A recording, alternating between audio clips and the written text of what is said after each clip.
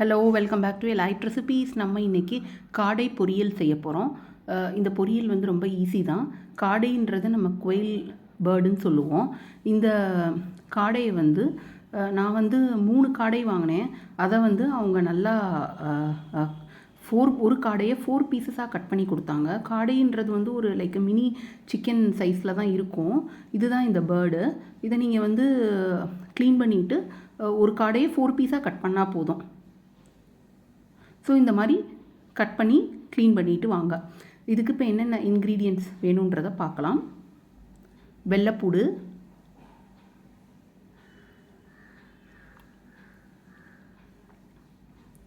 சின்ன வெங்காயம்,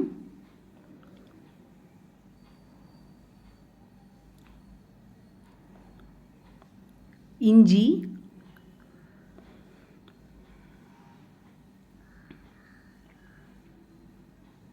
கரம் மசாலா பவுடர். இது வந்து வீட்டில் செஞ்ச கரம் மசாலா பவுடர். நான் வந்து எப்படி பண்ணுறதுன்றத டிஸ்கிரிப்ஷன் பாக்ஸில் அட்டாச் பண்ணுறேன். உப்பு,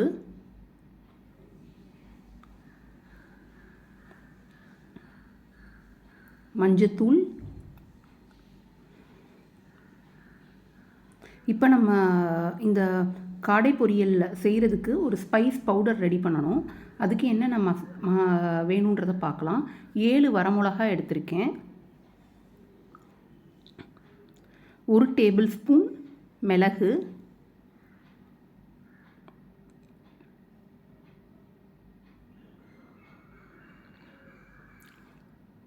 1 டேபிள் ஸ்பூன் சீரகம்,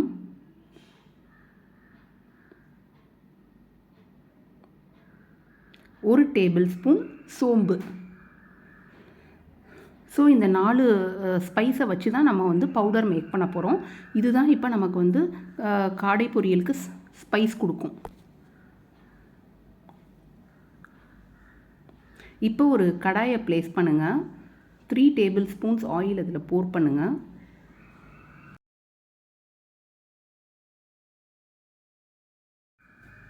இப்போ சின்ன வெங்காயத்தை இதில் ஆட் பண்ணுங்கள்.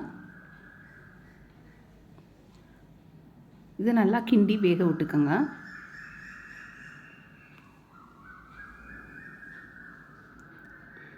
ஜஸ்ட்டு ஒரு 1 மினிட்டுக்கு அப்புறம் நம்ம கட் பண்ணி வச்சுருக்க வெள்ளைப்பூடையும் இதில் சேர்த்துருங்க.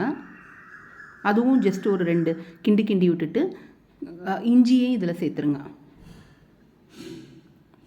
இதெல்லாம் கரண்டி போட்டு கிண்டி இது கொஞ்சம் வேகட்டும், சிம்லே வேகட்டும்.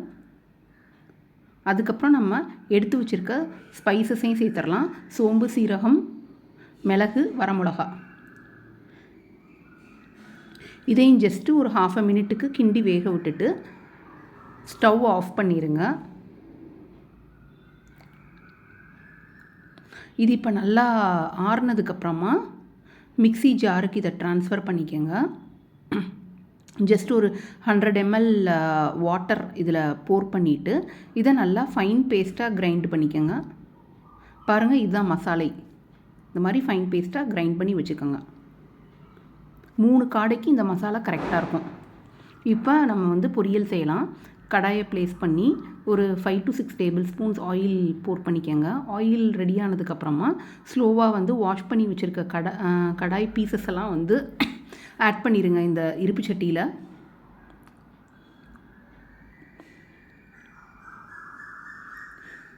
எண்ணெய் நம்ம மேலே தெரிக்காமல் பார்த்து ஸ்லோவாக இந்த பீசஸ்லாம் ஆட் பண்ணிடுங்க. இந்த பீசஸ் எல்லாம் ஆட் பண்ணதுக்கப்புறமா கரண்டி போட்டு உடையாமல் மெதுவாக இதை நல்லா கிண்டி விட்டுக்கோங்க. ஏன்னா இதோட நம்ம பச்சை ஸ்மெல் போகணும். மஞ்சத்தூள் போட்டு கிண்டி விட்டுக்கோங்க.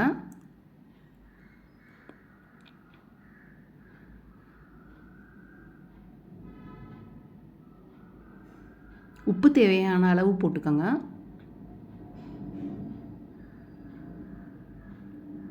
இப்போ இதையும் நல்லா கரண்டி போட்டு கிண்டி கொஞ்சம் நேரம் ஒரு 5 மினிட்ஸ் இது அப்படியே வேகட்டும்.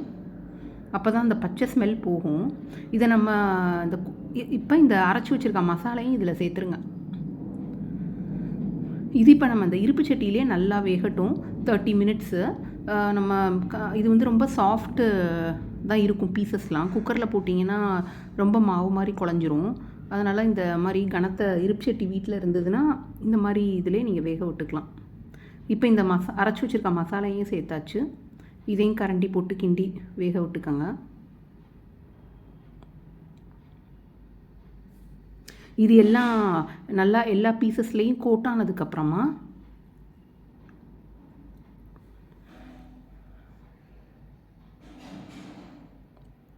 பாருங்கள், நல்லா இப்போ எல்லா பீசஸ்லேயும் கோட் ஆயிடுச்சு.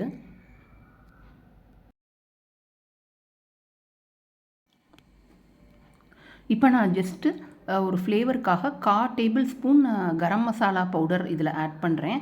அதையும் கரண்டி போட்டு கிண்டி எல்லா இடத்துலையும் கோட்டாகிற மாதிரி பார்த்துக்கோங்க. கரம் மசாலா பவுடர் நமக்கு வந்து இன்னும் இந்த பொரியலுக்கு டேஸ்ட்டை என்ஹான்ஸ் பண்ணி கொடுக்கும். அந்த பச்சை ஸ்மெல்லாம் இல்லாமல் இருக்கும். இப்போ இந்த ஸ்டேஜில் நல்லா மிக்சியில் வந்து ஒரு 100 ml வாட்டரை ஊற்றி வாஷ் பண்ணிவிட்டு இந்த கடாயில் சேர்த்துருங்க. அந்த ஒட்டியிருக்க மசாலையெல்லாம் வந்து நீட்டாக இந்த வந்துடும். அதனால்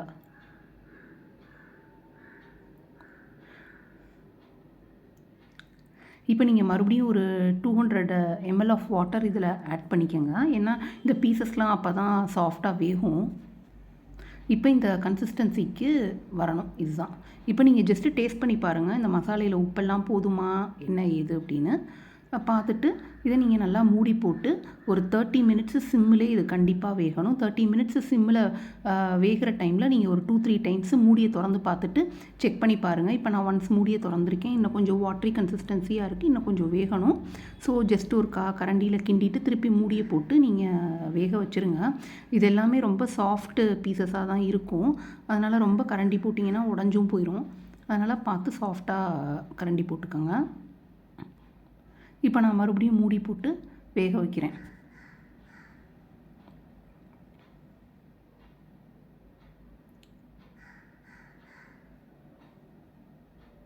இப்போ பாருங்கள், இது நல்லா கரெக்டான பக்குவத்தில் வெந்துருச்சு. இது வந்து உங்களுக்கு லஞ்ச் ரெசிப்பியாக நீங்கள் எடுத்துக்கலாம். இல்லைனா வந்து நீங்கள் சப்பாத்தி ஆர் ஃப்ரைட் ரைஸ் எல்லாத்துக்குமே நல்லாயிருக்கும். ஸோ இந்த காடை பொரியல் ரெசிபியை ட்ரை பண்ணி பாருங்கள். லைக் பண்ணுங்கள், சப்ஸ்கிரைப் பண்ணுங்கள், கமெண்ட் பண்ணுங்கள், ஷேர் பண்ணுங்கள்.